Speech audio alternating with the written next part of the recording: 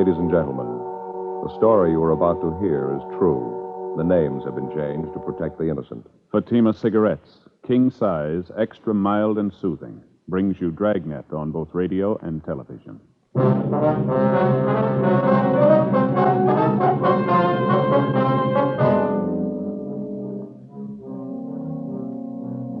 You're a detective sergeant. You're assigned to homicide detail. A young man walks into your office and tells you that his best friend has been killed by unknown assailants. Your job? Investigate.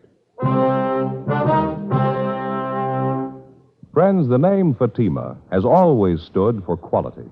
Fatimas are distinctive, with a truly different flavor and aroma. And in king-size Fatima, you get an extra mild and soothing smoke, plus the added protection of Fatima quality. Remember, in Fatima, the difference is quality. Because of its quality, its extra mildness, its better flavor and aroma, Fatima continues to grow in favor among king-size cigarette smokers everywhere. Switch to Fatima yourself today.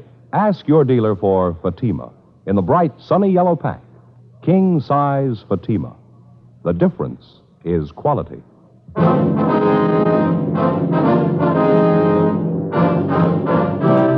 Dragnet, the documented drama of an actual crime. For the next 30 minutes, in cooperation with the Los Angeles Police Department, you will travel step by step on the side of the law through an actual case transcribed from official police files. From beginning to end, from crime to punishment, Dragnet is the story of your police force in action. It was Monday, August 9th. It was warm in Los Angeles. We were working the day watch out of homicide detail. My partner's Frank Smith. The boss is Captain Warman. My name's Friday. It was 7:58 a.m. when I got to room 42. Homicide. That you, Frank? Yeah, morning, Joe.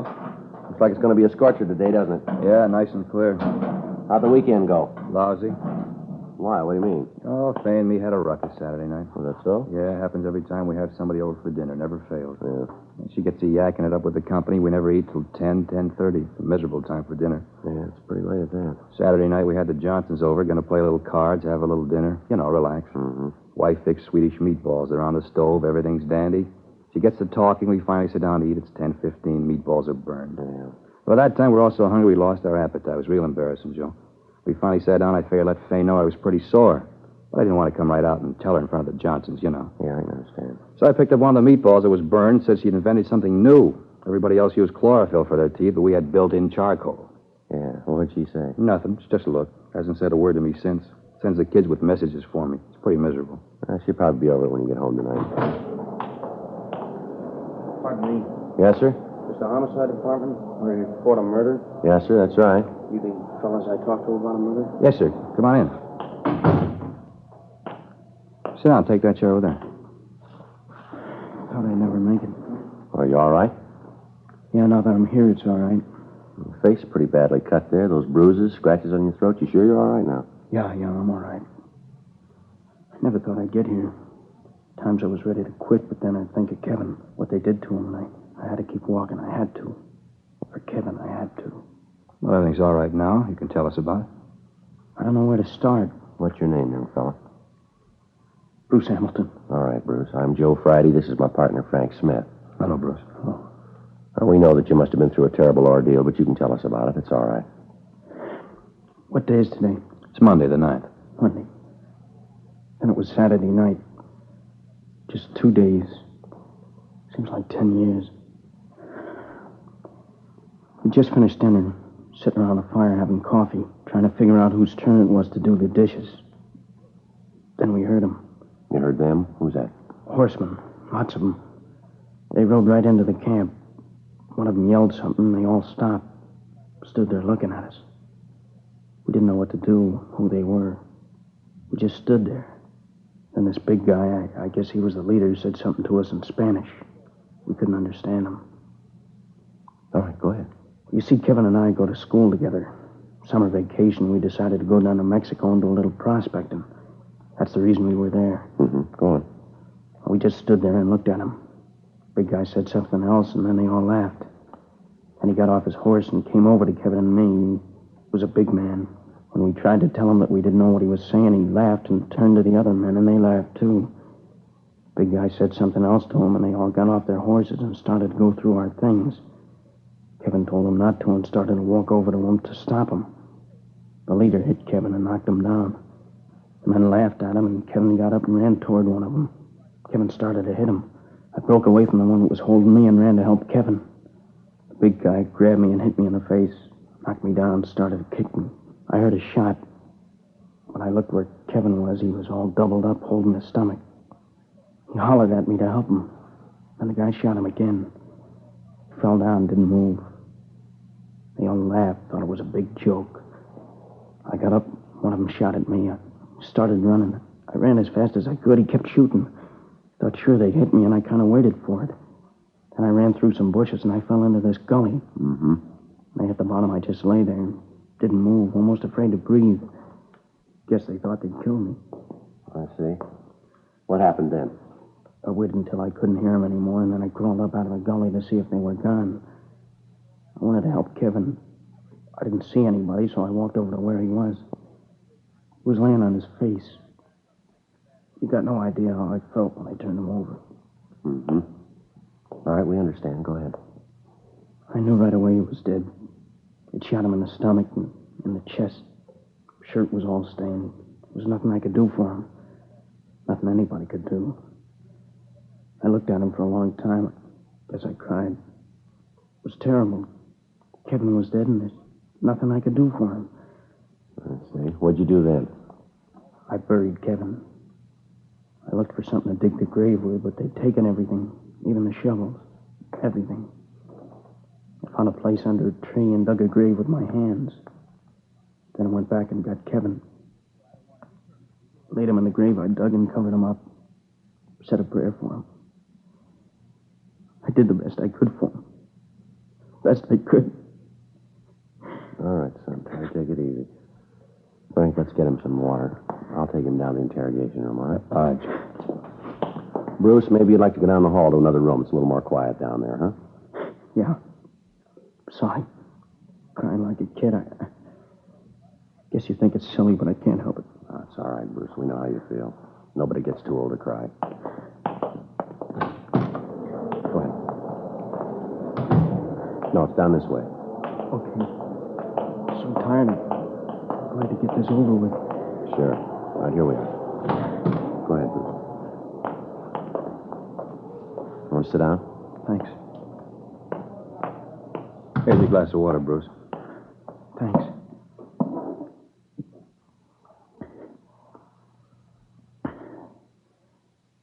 Tastes good. Helps. All right. Now, is there any more you want to tell us? Well, there's a little more. There was nothing I could do. I looked around. They'd taken everything. Dishes, food, supplies, clothes.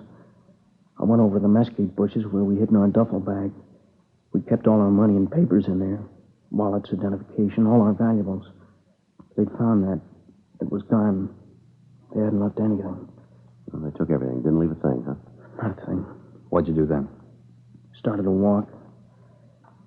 We parked our car just off the highway. It was about 5 miles. When I got to where we'd park it, the car was gone. I didn't know what to do. What could I do? All right. I started to walk to Ensenada to tell the police. Then I began to think that the bandits had taken my wallet. I didn't have any identification, no way to prove who I was. Couldn't even speak the language. Got scared that they might not believe me. Now, you walked all the way from Ensenada to the American border, is that it? That's right. I walked all Saturday night, and Sunday morning I found an old adobe house, and I crawled through a window and slept. I don't know how long I was asleep, but it was dark when I woke up. I started to walk again. I walked all Sunday night, too. When I got to the border, I was afraid to go through the gate, so I went down by the riverbed and found a hole in the fence. I crawled through and went over the American side. When I got there, I felt better. Safe. I figured that I'd go up to the first policeman I saw and tell him what happened. Did you notify the authorities down in San Diego? No, I got to the police station, but I didn't go in. I didn't tell them. Why not? Like I said, I didn't have any way to prove who I was. I had no money. My wallet was gone. My clothes were all torn. Face was all cut. I thought it'd be better if I could get to Kevin's mother. If I could see her and talk to her, she'd know what to do. I hitched a ride. I wanted to go to San Francisco.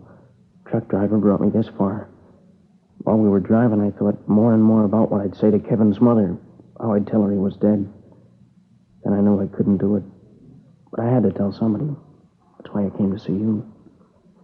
Now, Bruce, we're going to have to go back down to Mexico. You'll be able to show us where the body is, won't you? Well, if I have to go, I guess I can. But I can tell you exactly where it was. I can give you a map, tell you right where he's buried.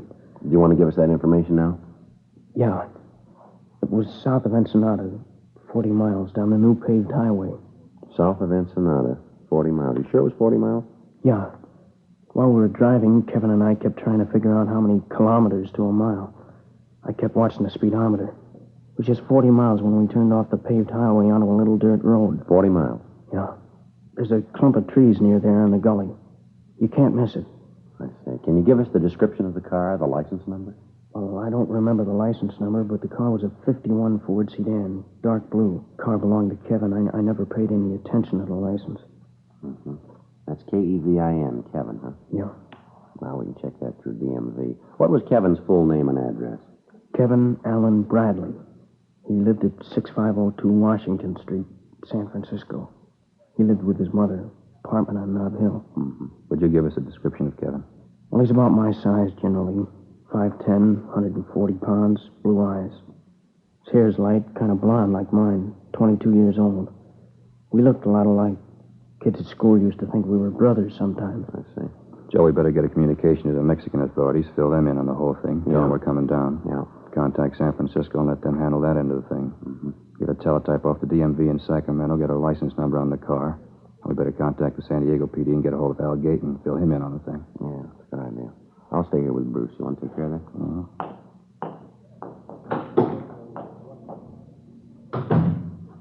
Now, look, young fella, would you know these bandits again if you saw them?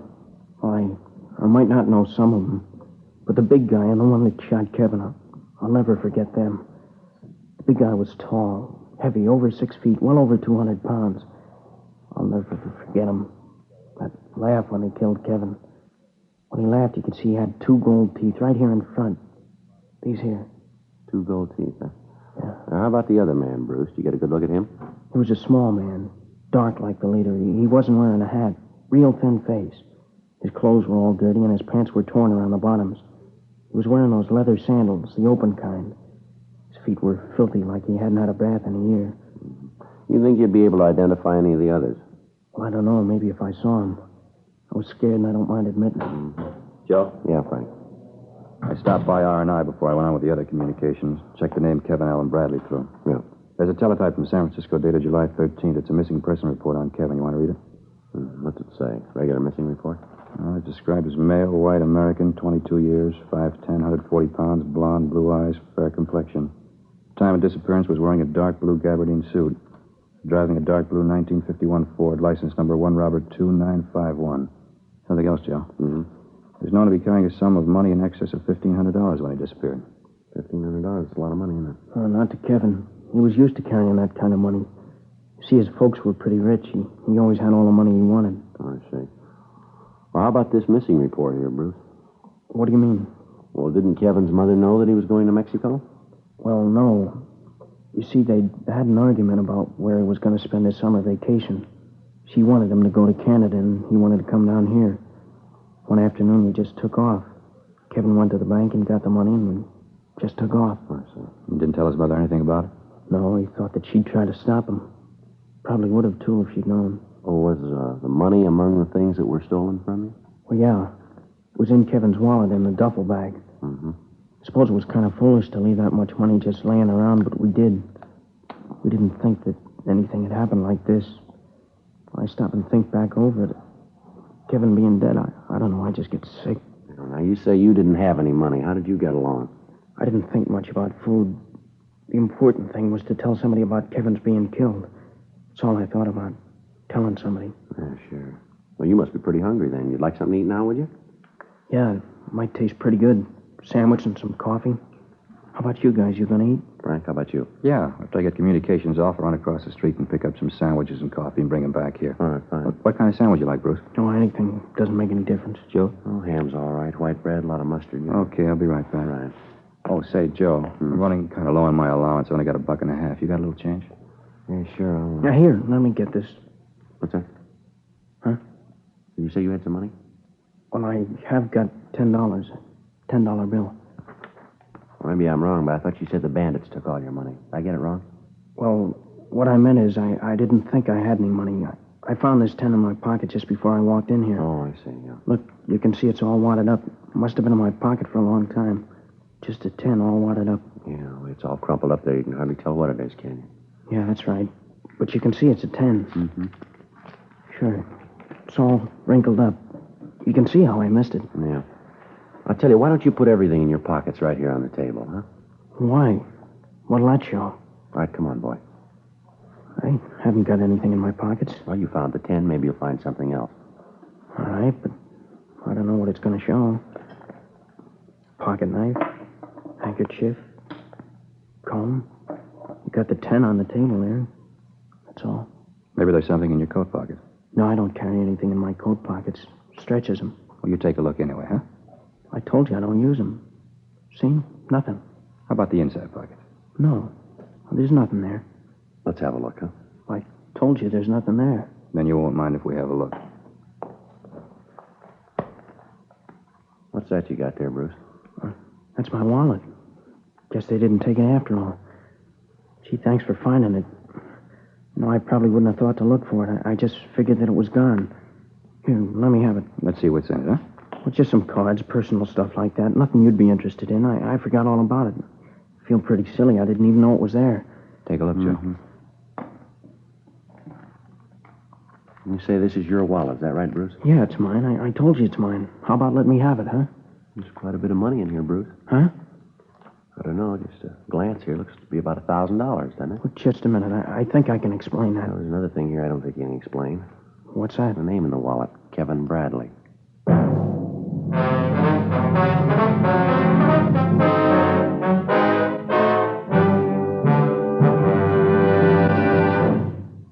You are listening to Dragnet, authentic stories of your police force in action.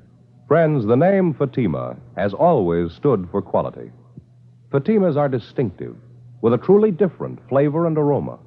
And in king-size Fatima, you get an extra mild and soothing smoke, plus the added protection of Fatima quality. Yes, there's a good reason why Fatima continues to grow in favor among king-size cigarette smokers everywhere. In Fatima, the difference is quality. Quality of tobaccos, the finest Turkish and domestic varieties, extra mild and superbly blended to give you a much different, much better flavor and aroma. Quality of manufacture. Smooth, round, perfect cigarettes. Rolled in the finest paper money can buy. Quality, even to the appearance of the bright, sunny yellow pack, carefully wrapped and sealed to bring you Fatima's rich, fresh, extra mild flavor. So next time, insist on Fatima quality. Look for the bright, sunny yellow pack. Smoke Fatima, the extra mild and soothing king-size cigarette, with the added protection of Fatima quality.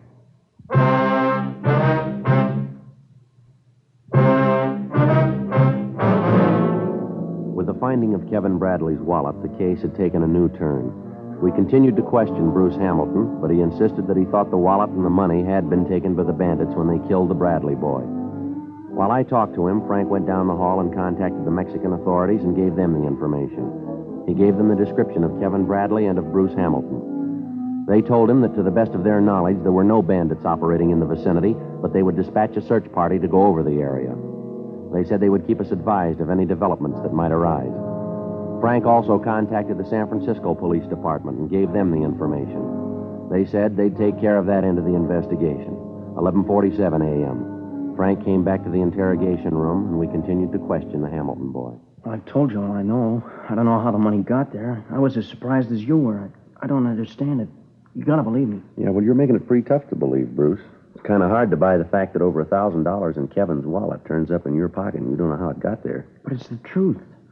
I don't know how I can convince you that it's the truth. Well, there are a couple of other things that aren't clear here. What? Tell me. I'm not lying. I've got nothing to hide. What's not right? Tell me. Well, this business of not telling the authorities. I told you I was scared that they might not believe me. You can understand that, can't you? Well, maybe up to a point. I thought that if I could get to Kevin's mother, then she could take care of it. I didn't know what else to do. Then when I got to L.A., I had a chance to think about it, and I couldn't go through with it. I couldn't tell his mother. I couldn't face her. Bruce, when you described where we could find the body, you said it was about 40 miles down the paved highway, that right? That's what I said. Well, how long has it been since you've been to Mexico? Well, I told you I just came back from there. Don't you believe anything I've told you? Well, Joe and I just finished an investigation down in Mexico. Investigation took us about 70 miles south of Ensenada. We found the highway paved for only about 5 miles south. You say 40 miles. How do you explain the difference? Well, maybe I was wrong about the distance. Well, you're pretty sure when you first told us about it. Well, maybe I made a mistake. There's something else, Bruce. It's a little hazy here. I told you I want to help anything. How far south of Ensenada did you say you were? I said about 40 miles. Now I'm not sure. But you are sure that it was south of Ensenada. Well, yeah. And Kevin was killed on a Saturday night. That's right. And you started for the States right away. That's what I said. I started walking as soon as I found the car was gone. And you walked all the way to the border. Well, that's right. How'd you walk? What route did you take? I told you I stayed off the road. I was afraid of the bandits coming back. I walked along the roadside and then through the hills. I got off the roadside whenever I saw anybody coming. But you did walk all the way. Yeah, that's right. All the way from Ensenada to the border. And it took you how long? Well, Saturday night and Sunday night. I got a ride in San Diego in the morning. What time do you figure that you started for the border? Maybe 11:30, midnight. I don't know for sure. And you stopped at dawn? Well, yeah, I stopped and slept. Then I woke up and I started to walk. And you're asking us to believe that you walked over 100 miles in less than 14 hours. Is that right? Yeah. And through country like that? What do you think? That I'm making the whole thing up? Look at my face, my back. Here, look. Does this look like my imagination? You could have gotten these in a fight with Kevin. Maybe he didn't want you to take the money. You keep talking about the money. I try to tell you I don't know how the money got in my pocket. I don't know anything about it. You think I killed Kevin, is that right? Yeah, it looks that way, doesn't it? But he was my best friend. I had no reason to kill him. He was my friend. Now, look, son, we better get this thing straight for you. You've opened up a can of beans here. You waltz in here and give us a cock and bull story about this killing. Parts of your story we can't buy. Why are you trying to sell it to us? You lied about the road. You lied about the money. The story about how you walked doesn't ring true. You want to know what I really think, Bruce? I think the whole thing's a lie, from start to finish, a lie. Now, let's come off it. Who killed Kevin Bradley? I don't know. I don't know. Now, get this straight, Bruce. Did you kill him? Huh? Did you kill Kevin Bradley? Is that the reason for this story? No, I didn't. Well, somebody did. Can you tell us who? You're getting me all mixed up. You're the one that's getting it mixed up, Bruce. We just want to know who killed Kevin Bradley. We think maybe it was you. Looks like it might have been. No, it couldn't be. Leave me alone. I didn't do it. Why couldn't you have done it? Looks like you did. Because Kevin Bradley isn't dead. What's that? He was never killed. I'm Kevin Bradley.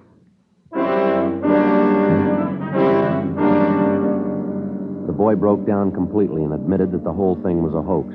He said he hadn't been in Mexico at all, but that he'd spent the past week in a downtown hotel working out the story that he planned to tell us.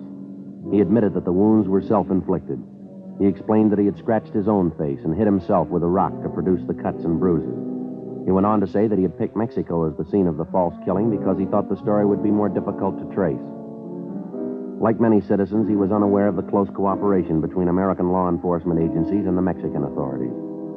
We asked him about the existence of a Bruce Hamilton, and he told us there was such a boy in his class at school. 12:50 p.m. The communication had come through from San Francisco, and the teletype said that Mrs. Bradley was en route to Los Angeles to aid in the investigation. When we told Kevin about this, he lapsed into silence and for another hour refused to say anything. 2:05 p.m. All right, now look, boy, you've been sitting there for an hour and you haven't said a word. If there's something you want to say, we'll listen. There's nothing to say. I tried to get away from her. All my life she's told me what to do. I tried to tell her, but I couldn't. Nobody would understand. You don't, you can't. Every time I tried to get away, she'd say something or do something, so I couldn't leave. I was trapped, and I didn't know what to do. Then I thought I did know, and even that didn't work. I thought that if you told her I was dead, she'd forget me. Leave me alone. I can't even die right. Kevin, you're here. I knew what they told me was wrong. I knew you were all right. Hello, Mother. What's happened to you, Kevin, darling? Your face, your clothes. Oh, my poor baby, how did this happen? Are you all right? Oh, your poor face all cut. What's happened, Kevin? It's all right, Mother. No, it's not all right. I don't know what happened or who did this awful thing, but I'll take care of it. Officer. Yes, ma'am. What do you know about this? I beg your pardon? What do you know about this? Did you do it? Did you hit this poor boy? Look at this poor face. Just look at it. It's terrible. That's what it is. It's terrible. I mean to find out just what happened here. I'll get to the bottom of this. No, don't you worry, Kevin, baby. Mother's here. She'll take care of you. Mother, please. It's all right, honey. Everything will be all right. Mother, these officers had nothing to do with it. Of course not. If you say so, Kevin, baby. Have you called the doctor about this? Have you gotten in touch with someone to take care of his face? Never mind. I'll take him to a doctor. I'll look after him. Poor baby. Mother'll look after him. Mother, please don't. Now, Kevin, you know that Mother knows what's best. Mother'll take care of it. Stop it. Stop it. Shut up. Heaven. I'm sick of it, tired of it. For 20 years, as long as I can remember, you've taken care of things. Did you ever think I might want to take care of a few things myself? Have you ever thought that I wasn't a kid anymore? I'm an adult. Like it says on the missing report, male, white American, 22 years, an adult. All right, take it easy, son. No, I've tried to say this before, and I've never had the nerve. I've got it now, and I'm going to finish. I'm tired of having you make all the arrangements for me. I'm going to have dates with girls that I want to go out with, not the ones you pick for me. I'm going to get a job and make my own way. I'm going to buy a car, and if I smash it up and me along with it, it's my business. I'll never forgive you for what you've done. You spent 20 years making me an outsider, always on the fringe. I couldn't do the things I wanted to, only the things you wanted me to do, only the things you thought best. I'm sick of having you make the decisions for me. From here on in, I'm going to make them myself. I tried to kill Kevin Bradley for no reason. You killed him a long time ago. Take a good look at me, Mother. Take a good look and see what you've done. I hate the sight of you. I hate everything about you. Now leave me alone and go away. All right, take it easy, boy. It's all right, officer. I understand. Sometimes he gets like this. He doesn't mean it. I know him. All right, Kevin. I'm sure the officers are impressed. Dry your eyes and we'll go home. Do you hear me, Kevin? Stop this foolishness, I said. We're going home. Yes, Mother, I hear you. I'm sorry, officers. Embarrassing. I don't know why he does these things. He's always been pretty emotional. Yes, ma'am. There's nothing else. We better be going. I want to catch the early plane back to the city. A party planned for tomorrow night. A million things to do. You'll have to help Kevin. Kevin, do you hear me? Yes, Mother, I hear you. Well, then say goodbye to the officers and let's go. Goodbye, Mr. Friday. Mr. Smith. I'm sorry this all happened. Yeah, so are we, son. I tried, Sergeant. Just didn't work, but I did try. Kevin, let's go. I don't want to miss that plane. Yes, Mother. Oh, Sergeant, Yes, ma'am. thank you for giving my boy back to me.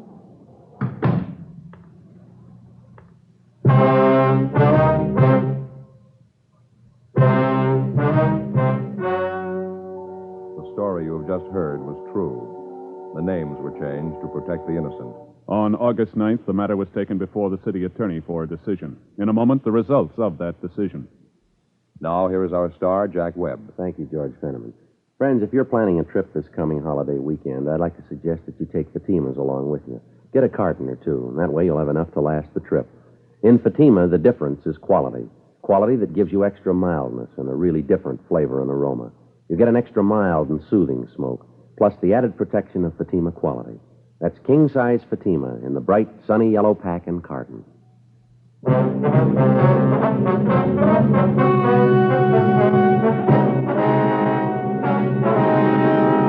In the interest of justice, there was no complaint filed against Kevin Allen Bradley.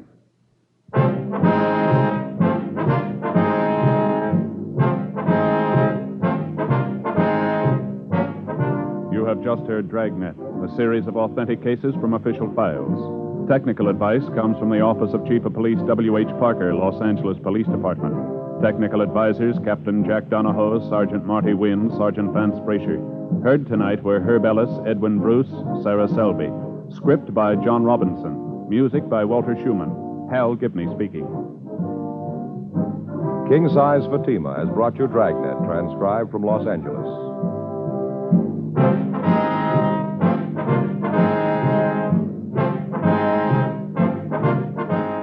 Friday, hear The Mario Lanza Show on NBC.